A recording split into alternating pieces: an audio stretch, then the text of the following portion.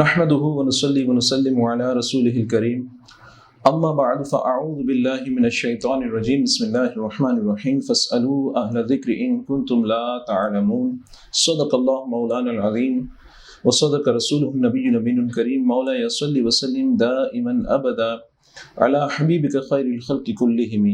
میم T V Canada کے رمضان transmission کے دوسرے روز کے علمی مذاکرہ کے ساتھ آپ کا میزبان حاضر ہے۔ سوال جواب کا سلسلہ ہے، پوچھتے ہیں کہ کیا قے یعنی الٹی آنے سے روزہ ٹوٹ جاتا ہے؟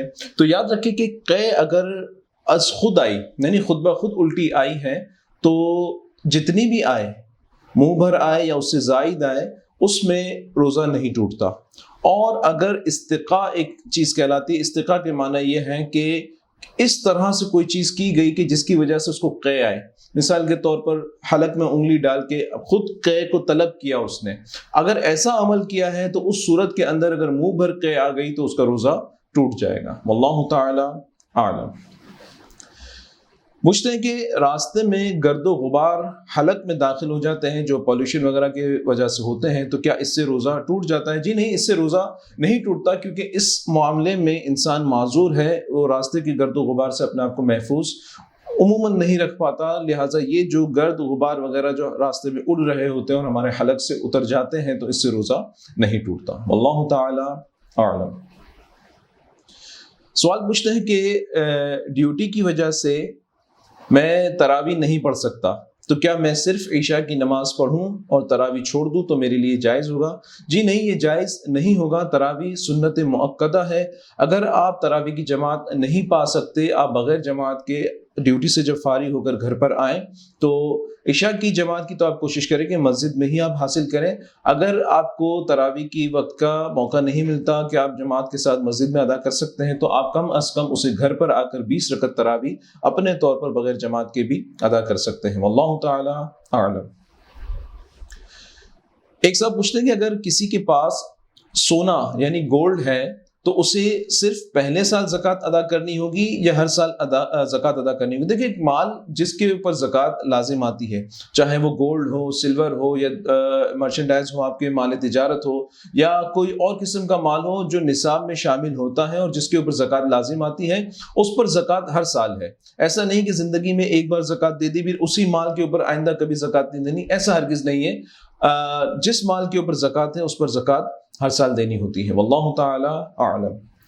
ایک صاحب پوچھتے ہیں کہ کیا حنبلی امام کے پیچھے نماز ہو جائے گی جبکہ دوسرا امام نہ ہو، جیسے کسی ایسے ملک میں جہاں احناف نہیں ہوتے؟ دیکھیں، حنبلی امام کے پیچھے نماز ہو سکتی ہے۔ اس کا معاملہ یہ ہے کہ اگر دوسرے امام کے مقلد جیسے شافعی ہیں، مالکی ہیں، حنبلی ہیں، اگر ہمارے مذہب کی رعایت کرتے ہیں فرائض میں اور شرائط میں، یعنی وضو ان کا ہمارے مذہب کے مطابق ہوا ہو، طہارت ان کے ہمارے مذہب کے مطابق ہوا ہو، شرائط جو نماز کی ہیں ان تمام شرائط پر عمل کرتے ہوں، جو ارکان نماز اس پر عمل کرتے ہوں، تو پھر ان کے پیچھے نماز ہو جائے گی۔ البتہ اولاً کوشش یہ ہونی چاہیے کہ حنفی امام ہی کے پیچھے حنفی نماز پڑھے، حنفی امام کے موجود ہوتے ہوئے۔ اب ضروری نہیں ہے کہ وہ کوئی مقرر امام ہی ہو، اگر کوئی شخص ایسا موجود نہیں ہے جو مقرر امام کسی مسجد کے اندر ہے، لیکن کوئی لائق امامت شخص حنفی آپ ہی کے حلقہ احباب میں موجود ہے، تو آپ اس کو امام بنا کے اس کے پیچھے نماز پڑھ لیں، یہ اولا ہے بنسبت اس کے کہ کسی اور امام کے مقلد کے پیچھے نماز پڑھیں۔ البتہ اگر کوئی نہیں ملتا لائق امامت شخص حنفی ہی ہو جو، تو آپ کسی حنبلی کے پیچھے، مالکی یا شافعی کے پیچھے اس رعایت کے ساتھ اس چیز کا لحاظ کرتے ہوئے نماز پڑھ سکتے ہیں کہ وہ ہمارے مذہب کی یعنی احناف کی شرائط نماز اور فرائض نماز کا وہ پابند ہو، واجبات میں یہ لزوم نہیں ہے۔ واللہ تعالی اعلم۔ پوچھتے ہیں کہ نہانے کے دوران کان میں پانی چلا جاتا ہے تو کیا اس سے روزہ ٹوٹ جاتا ہے؟ جی نہیں، نہانے میں اگر کان میں پانی چلا جائے تو اس سے روزہ نہیں ٹوٹتا۔ واللہ تعالی اعلم۔ ایک صاحب پوچھتے ہیں کہ کیا وضو میں کلی کرتے ہوئے اگر پانی حلق سے اتر گیا تو روزہ ٹوٹ جائے گا؟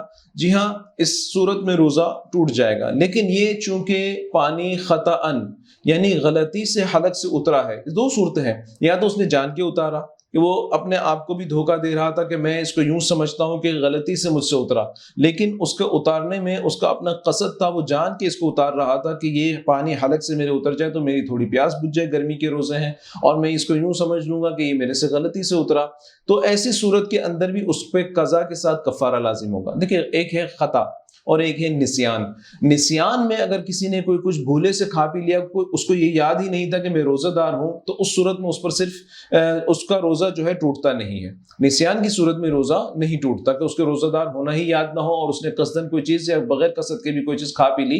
ہاں، اگر روزہ دار ہونا اسے یاد ہے، مثال کے طور پہ جیسے سوال پوچھا گیا کہ وہ روزہ دار ہے، اسے یاد ہے، وضو کر رہا ہے اور غلطی سے اگر پانی حلق سے اتر گیا تو اس صورت میں صرف قضا ہے، اس دن کا روزہ تو ٹوٹ جائے گا، البتہ اس کو یہ حکم دیا جائے گا کہ آپ بقیہ روز بھی اپنا پورا، یعنی جب تک افطار کا وقت ہے تب تک آپ روزے دار ہی کی طرح اپنا وقت گزاریں گے۔ ایسا نہیں کہ آپ سب کھانا پینا شروع کر دیں، روزے کا ادب کریں گے، آپ بقیہ دن بھی جو ہے بغیر کھائے پیے گزاریں گے، البتہ رمضان کے بعد اس روزے کی قضا کر لیں گے۔ اور اگر قصدن اس نے اتارا ہے، کسی نے روزہ توڑا ہے، تو اس صورت کے اندر اسے روزے کی قضا تو لازم ہوگی، ساتھ میں اسے کفارہ بھی ادا کرنا ہوگا۔ واللہ تعالی اعلم۔